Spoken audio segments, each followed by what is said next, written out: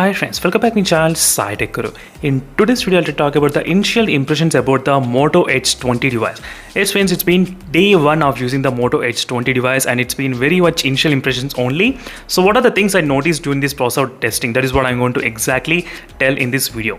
The main reason why I'm uploading this video is because a lot of users, they actually want to know all these things. What are the pros and cons I discovered during this short usage of time. I mean close to only 5 to 6 hours. That's the reason I did mention initial impressions. I'll try to cover each and every small detail, whatever I noticed in this video. Try to watch till end of the friends in case if you want to know more details as well. And meanwhile, this playlist will give the clear idea what is going on with the Moto Edge 20. All the proofs will be, I did upload a video as well, all the proofs. So make sure to check those videos as well. So first, let's get started with the first thing. Regarding the performance, the Moto Edge 20 has got the Snapdragon 778G processor. This is my first Moto phone and my first Snapdragon 778G processor device as well. And I'm really excited to see this kind of both combinations in one clean stock UI Android experience. That's fantastic to see. This kind of multitasking and RAM management is beast. Yes, I did not expect from this phone, but it was really, it did blow out of my mind. Yes friends, I did do a couple of speed test results as well. I really shocked by the way the RAM management works. As I said, this is my first Moto phone. Even I'm not sure how the RAM management will be there in this kind of Motorola phones, but the RAM management is really good in terms of opening speeds and maintaining them in the background RAM management for a longer amount of time. That's fantastic. And let me show you a couple of screenshots which are taken regarding the AnTuTu benchmark score. This is the AnTuTu benchmark score. Temperature is not even increasing much in this phone. With the normal usage, with the 4G data connection, nothing. It's not even increasing. And the CPU throttling results are completely stable and very cold. As you can see, friends, there is no red color indication as well. So this is my initial impressions. What I'm guessing would be there is that in terms of the performance and stability, maybe this we may expect slightly stable performance out of this chipset. I don't know, for 30,000 it's very less in terms of the performance, but still what the Moto is offering, it's completely kind of good. So what they're offering, there's not much issue at this moment. Initial impressions only. I'll ready to upload very soon, so make sure to stay tuned for those videos. But regarding the display, so display wise, the Moto Edge 20 is also another advantage I would say, but touch sampling rate right now by default, it's kind of restricted only to 240 Hz, I think only 120 Hz, something around that. That's it. You won't get more than that touch sampling rate. If you want to experience the higher touch sampling rate, you need to add these applications or games into the game toolbar and then try to select this kind of touch sensitivity. Only then you will get the higher touch sampling rate. Let me know to focus properly. As you can see, only then you will get. Otherwise, you cannot get that kind of higher values. As you can see, that's the one thing about the touch sampling rate. Overall, 144 Hz display is fantastic. It's working perfectly fine without any issues. Google Chrome and YouTube, a lot of other applications are also able to support. I'll try to make another in-depth video as well. Regarding display is also another biggest advantage, friends. I would say it's really good. All the borders are really thin borders, so I cannot see any kind of huge borders in the side, which are also really great.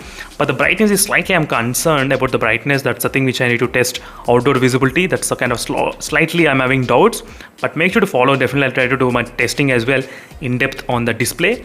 But initial impressions, I am really impressed with the display of this Moto Edge 20. So I need to test the green tint issues. That is another main thing. So make sure to stay tuned for those videos. In the camera section, I am not that convinced with this phone at this point. I'll try to show you a couple of shots which are taken during this process. Not many shots, only few shots I did take during this process. The selfie cam is not that great. It's kind of good, but you need to have very stable hands. Only then you will be able to get this kind of very clarity images. Otherwise, you'll get this kind of blurred images. In this Moto Edge 20, that's the one thing which I did observe. This kind of clarity. By default, it will be set to the 8 megapixel. You need to change to 32 megapixel front cam. In the settings, it's available. This is a 3x zoom which I did take. As you can see, friends, right now, this is the normal shot which I taken. Overall, it was kind of okay, I would say, in the initial impressions, but I need to test in depth. So make sure to stay tuned for those videos, friends, because this is the area which I'm having really doubts on this phone, camera section. So initial impressions I did not like much, but don't worry, I need to cover more topic. So I'll try to be back as well very soon on that topic as soon as possible, testing how it is in the outdoor camera samples as well. So regarding the battery and the charging, so battery, I'm kind of really impressed because this is my day one only usage. That's the one thing. But keeping that in mind, I did get the 4 hours of screen on time, and with my usage continuously non-stop, I did not even keep the phone side continuously for 5 hours using non-stop. Yes, as you can see the graph, not even charging anything with single SIM card, 144 Hz display, and I got slightly better kind of battery backup, not bad. I would say maybe this is my day one of usage. So just give it some time, maybe 5 days, 7 days, then we'll be able to get to know. Charging test, I need to do it because I did not even drain this phone. This is my day one of only using. So I need to drain it and then I'll try to do the charging speed test as well. So 4000 mAh of battery is slightly kind of less, I would say. But if the UI is really optimized, I would say the 4000 should be really enough if the UI is optimized. That is what I'm expecting for this one. UI is really stock Android UI experience. So it's kind of really good to see. So I'm expecting slightly positive things. Let's see what's going to happen with the battery. In my Battlegons mobile game, draining test videos as well. Next, in the connectivity, I'm having slightly confused in the connectivity. I'll try to explain you a couple of things. So 5G, perfect. 4G plus, no doubt till now. In the indoors, I was able to get really good 4G plus speeds as well, no issues. But Wi-Fi, one thing. So in few of the phones, if you want to use the Wi-Fi hotspot, you can do that. Wi-Fi tethering. We do see this kind of terminology often as well. Even in the mid-range segments, they do support. But in the Moto H20, as soon as you turn on the mobile hotspot, the Wi-Fi will get turned off. So you cannot do Wi-Fi tethering in the H20 device. That's one thing. So in case if it bothers you, but for me, it's not a big deal, but I thought of just mentioning to you.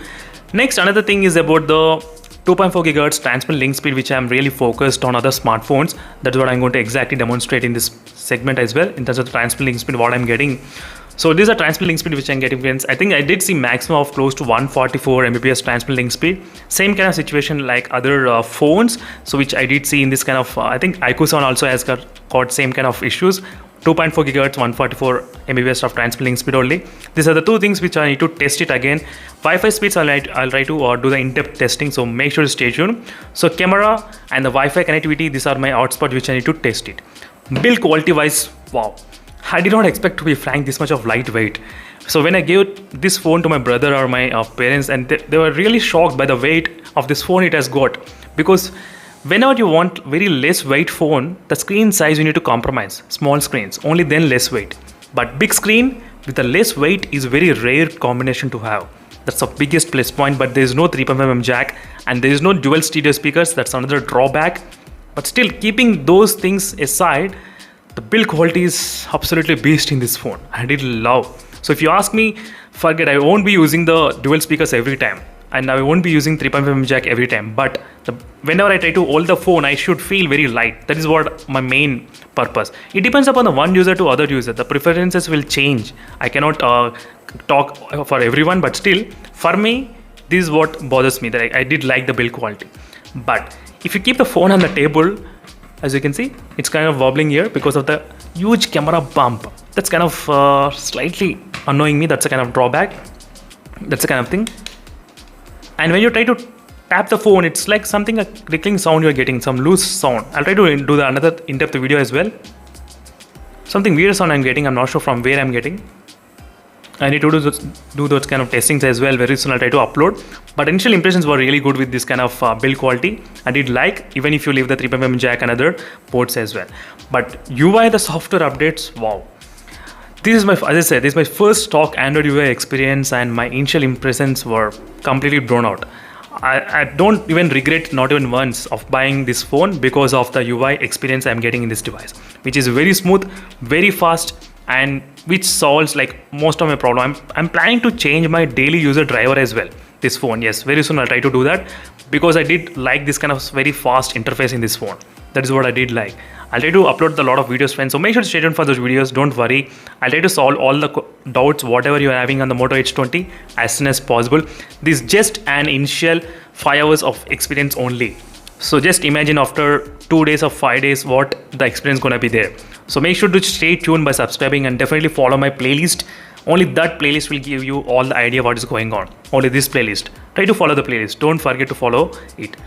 And that's it, friends. Thank you for watching this video. This is my initial impressions, all the pros and cons, what I discovered. I did mention to you. Performance wise, I did not feel any cons. Display touch sampling rate will be low in over the UI unless you use touch sensitivity in the game enhancement. That's a problem with the display. And camera is kind of average. I need to test it. Battery charging, I need to charging test. I need to do battery backup. So far, I'm kind of okay, I would say. Connectivity, Wi-Fi speeds I need to test with the 2.4 GHz. And build quality, not much apart from this wobbling sound somewhere. I'm not sure from the way the sound is coming. I need to test it, friends. So next, yeah, that's it. So these are the final conclusion, friends, about this phone. So make sure to stay tuned for more updates. And I'm really impressed with the RAM management. I need to do a lot of speed test. Stay tuned for more updates. Meanwhile, signing off. And this is my quick initial impressions only. See you in the next video. Until then, bye.